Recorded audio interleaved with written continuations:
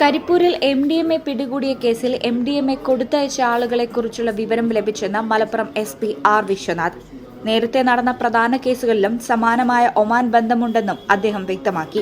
കാരിയറായ സൂര്യ ഒമാനിലേക്ക് പോയത് ഈ മാസം 16-നാണെന്നും അദ്ദേഹം പറഞ്ഞു. 950 ഗ്രാമോളം MDMA ആണ് പിടികൂടിയത്. നിലവിൽ പിടിയിലായ 4 പേർക്ക് നേരത്തെ NDPS കേസുകളില്ല. പിടിയിലായ സ്ത്രീക്ക് ലഹരിയാണെന്ന് അറിയാമായിരുന്നു. മിഠായി പാക്കറ്റുകളിൽ ഒളിപ്പിച്ചാണ് MDMA കടത്തിയത്. വിമാനത്താവളം വഴിയുള്ള ലഹരിക്കടത്ത് തടയുമെന്നും ശക്തമായ നിരീക്ഷണം തുടരുമെന്നും വിശ്വനാഥ് വ്യക്തമാക്കി. കഴിഞ്ഞ ദിവസമാണ് കരിപ്പൂർ വിമാനത്താവളത്തിൽ നിന്നും 1 കിലോയോളം MDMA-യുമായി സൂര്യയടക്കം 4 പേരെ പിടികൂടിയത്. മിശ്രിത രൂപത്തിലാണ് ലഹരി വസ്തുക്കൾ കണ്ടെത്തിയത്.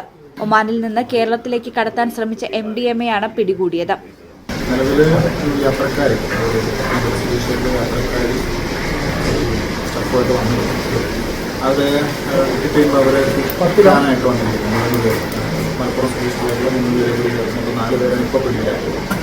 ഇതിൽ ഇവർക്ക് 16-ാം തീയതിയാണ് കഴിഞ്ഞ മാസം 16-ാം തീയതിയാണ് ഒമാനിലേക്ക് യാത്ര ചെയ്തതായിട്ട് കാണുന്നത്. അപ്പോൾ അവിടെ നിന്ന് സപ്ലൈ ചെയ്യാനായിട്ടുള്ളവരെ കുറിച്ചുള്ള കൃത്യമായിട്ടുള്ള അത് വർക്ക് നടന്നുകൊണ്ടിരിക്കുകയാണ്. അതിൻ്റെ ഇൻവെസ്റ്റിഗേഷൻ പ്രോസസ്സ് നടന്നുകൊണ്ടിരിക്കുകയാണ്. ആസ് ഓഫ് നൗ നമുക്ക് ഈ 4 പേര് ആണ് പ്രതികളായിട്ടുള്ളത്. ഏതാണ്ട് 950-ഓളം ഗ്രാം പ്രതികളുടെ അടുത്തുള്ള MDMA ആണ് അതിൻ്റെ പ്രൊസീജിയർ നടപടികൾ കഴിഞ്ഞ് അടുത്ത തലത്തിലേക്കുള്ള ഇൻവെസ്റ്റിഗേഷൻ പ്രോസസ്സ്.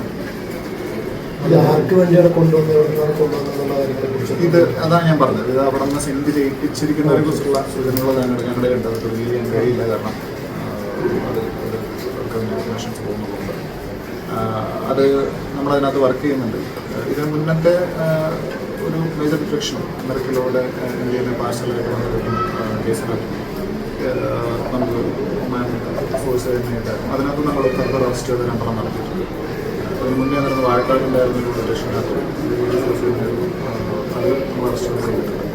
ഇത് ഈ കേസിലും ഇതേ രീതിയിലുള്ള അന്വേഷണം അത് പക്ഷേ നമ്മൾ ഡിറ്റക്ഷൻ ഇവിടുന്നാണെങ്കിലും അതിൻ്റെ സോഴ്സ് അന്വേഷിക്കുമ്പോൾ പുറത്തുനിന്ന് വന്നതായിട്ടുള്ള ഇൻഫർമേഷൻ.